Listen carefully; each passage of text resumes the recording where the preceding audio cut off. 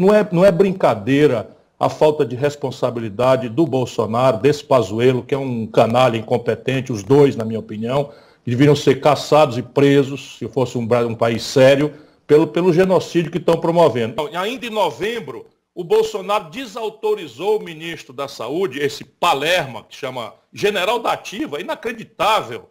Um general da Ativa virou um Palermo, assassino, esteve em Manaus 4 dias antes, tinha 12 dias de informação que o oxigênio ia acabar, não foi capaz de tomar uma providência que os artistas liderados aí pelo Whindersson Nunes e outros todos, em 3 dias fizeram chegar, claro que em escala muito pequena, que é o que está ao alcance deles, oxigênio para salvar não só as vítimas da Covid, mas crianças em UTI neonatal, prematuros, da Atena, morreram no Brasil, 60 crianças. Aí vai querer que eu seja um lorde, para ficar falando palavras elegantes, como esses canalhas que infestam a vida pública brasileira, arrumem outro.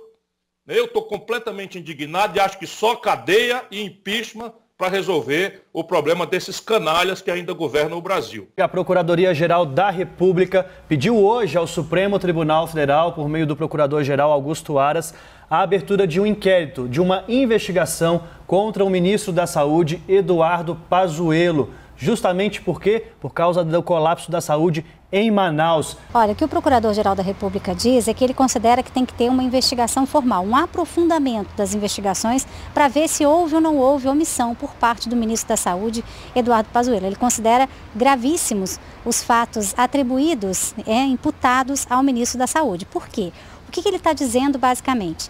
Que tem várias coisas a serem consideradas dentro do calendário apresentado pelo Ministério da Saúde. Quando que as coisas surgiram e quando houve uma atitude, uma ação concreta do Ministério da Saúde. Agora, o que o procurador diz? Primeiro, que ele considera que tem que ter um depoimento de Eduardo Pazuello à Polícia Federal. Ele acha que isso tem que ser um dos primeiros passos dentro desse aprofundamento da investigação para saber se houve ou não omissão por parte do ministro Eduardo Pazuello.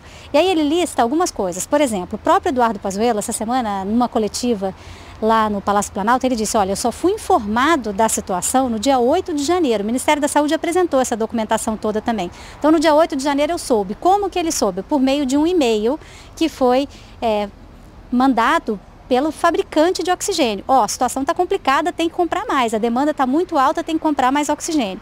Só que a pergunta do Procurador-Geral da República é porque se ele soube no dia 8, só no dia 12 é que houve essa entrega. Essa entrega de oxigênio no estado do Amazonas só começou no dia 12. Então isso é um ponto que tem que ser questionado e que ele acha que tem que ser esclarecido. Outra coisa, houve um alerta na última semana de dezembro. Na última semana de dezembro, o pessoal já começou a avisar, olha, o número de internações está crescendo, está à beira de um colapso aqui o sistema de saúde em Manaus e no estado do Amazonas como um todo. E aí a pergunta do Procurador-Geral da República, que ele acha que tem que investigar justamente isso, é por que o Ministério da Saúde só mandou representante para lá, para o estado, no dia 3 de janeiro, se na última semana de dezembro eles já sabiam que a situação estava complicada.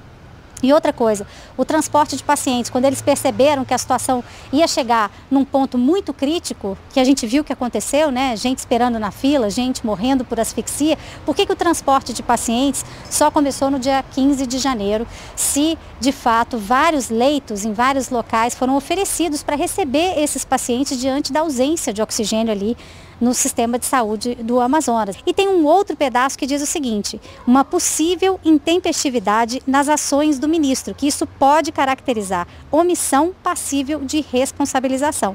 Consumação de uma conduta canalha, negacionista, incompetente, desses políticos salafrários que governam o Brasil, Bolsonaro à frente, Pazuello, general da Ativa.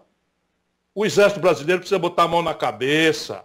O general Pazuello está desmoralizando o Exército de Caxias. Eu, chegando à presidência da República, vou tomar providências com relação aos critérios de promoção. Não é possível uma pessoa chegar a general e ser tão desastrado, incompetente, canalha como esse Pazuello tem sido. Diante de uma tragédia, ele esteve em Manaus, recebeu ofício 15 dias antes, esteve em Manaus 3 dias antes do colapso.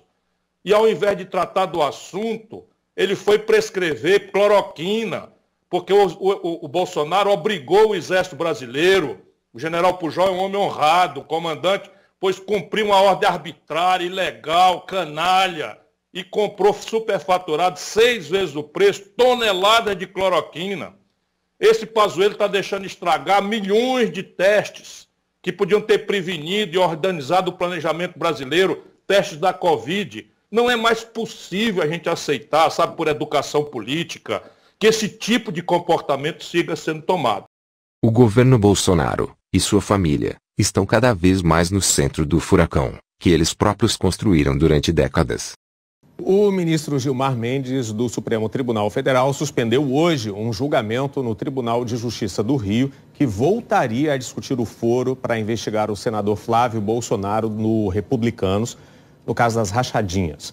Na segunda-feira, o tribunal iria discutir se o processo contra o senador seria julgado pelo órgão especial da Corte ou se voltaria para a primeira instância. Em junho do ano passado, a terceira Câmara Criminal do Tribunal de Justiça do Rio concluiu que Flávio Bolsonaro tem foro privilegiado no caso porque era deputado estadual à época dos fatos. O Ministério Público do Rio recorreu ao STF por entender que essa decisão contrariou um entendimento do próprio Supremo que restringiu o foro privilegiado a casos que tenham relação com o mandato ou o exercício do cargo. Gilmar Mendes atendeu a um pedido da defesa do senador e determinou que o TJ do Rio não pode tomar nenhuma decisão até que o Supremo decida qual instância da Justiça deve julgar o caso. O ministro criticou o Ministério Público do Rio por acionar várias instâncias da Justiça para discutir o foro de Flávio. O Ministério Público do Rio denunciou em novembro do ano passado Flávio Bolsonaro e o ex-assessor Fabrício Queiroz pelo esquema da rachadinha na Assembleia Legislativa do Rio. O julgamento do caso das rachadinhas, onde o senador Flávio Bolsonaro é investigado, ganhou mais um capítulo. A Procuradoria-Geral da República pede que o foro privilegiado do senador seja mantido e, com isso, o caso sai da primeira instância. Tal decisão é questionada pelo Ministério Público do Rio e caberá ao ministro Gilmar Mendes, do STF, levar o tema a julgamento na segunda turma da Corte. A decisão sobre o foro privilegiado de Flávio Bolsonaro ficará a cargo do STF. Dos 503 deputados, os 450 vão ser reeleitos. Porque eles têm que ser reeleitos. Para continuar com o foro privilegiado. O único prejudicado com o foro privilegiado não sou eu.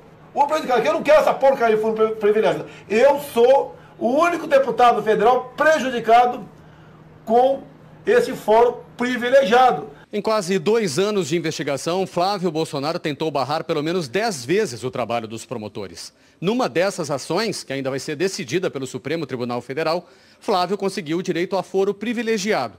Por isso, a denúncia do Ministério Público está sendo apresentada ao órgão especial do Tribunal de Justiça e não ao juiz da primeira instância. O Bolsonaro, para mim, é um boçal irresponsável e criminoso. Eita. E ladrão. Ele é ladrão, os filhos são ladrão, ele corrompeu os filhos desde pequenininho.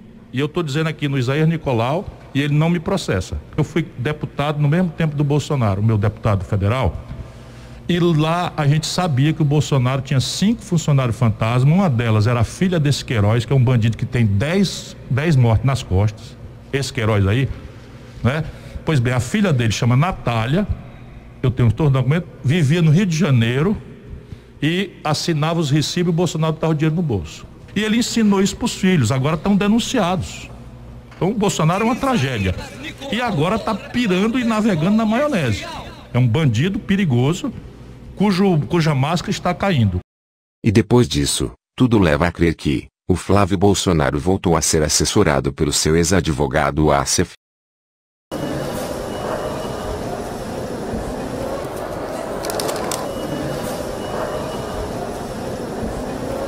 Para quem não lembra, o Assef é o ex-advogado do Flávio Bolsonaro, que tinha escondido o Queiroz em seu imóvel, e depois disse que a família Bolsonaro não sabia de nada. Acredite quem quiser. E todas as energias do país que deviam estar cuidando da saúde do nosso povo, ou da economia, da destruição das empresas e dos empregos, agora derivado para essa confusão de novela de 5ª categoria, onde não falta até humor negro, porque prender o Queiroz num sítio em Atibaia é para lascar. Se não fosse trágico, seria todo mundo sabe que o Queiroz foi preso ontem na casa, num sítio de Atibaia que pertence ao advogado do Bolsonaro. Diante de tanta zombaria, só resta ao povo brasileiro fazer o que já começou a fazer ontem em todo o país. Manifestantes fizeram carreatas hoje em 23 estados e no Distrito Federal a favor da vacinação e contra o presidente Bolsonaro. No Rio, a manifestação foi organizada por movimentos sociais, centrais sindicais e partidos políticos. O tema do protesto foi Vacina Já, pelo SUS e fora Bolsonaro. A carreata passou pelo centro e zona norte do Rio e chegou a ter 4 quilômetros de extensão.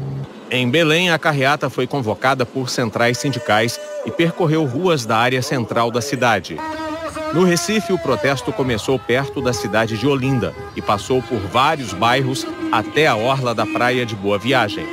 Em Salvador, a carreata percorreu a orla até a praia de Itapuã. Em Cuiabá, a carreata começou em frente à Universidade Federal de Mato Grosso. Manifestantes cobraram vacinação de toda a população e a volta do auxílio emergencial. Em Belo Horizonte, os manifestantes se reuniram em frente ao Mineirão e saíram em direção ao centro da cidade. Em São Paulo, os manifestantes se concentraram perto da Assembleia Legislativa, na Zona Sul. Com cartazes e faixas, pediram o impeachment do presidente Jair Bolsonaro.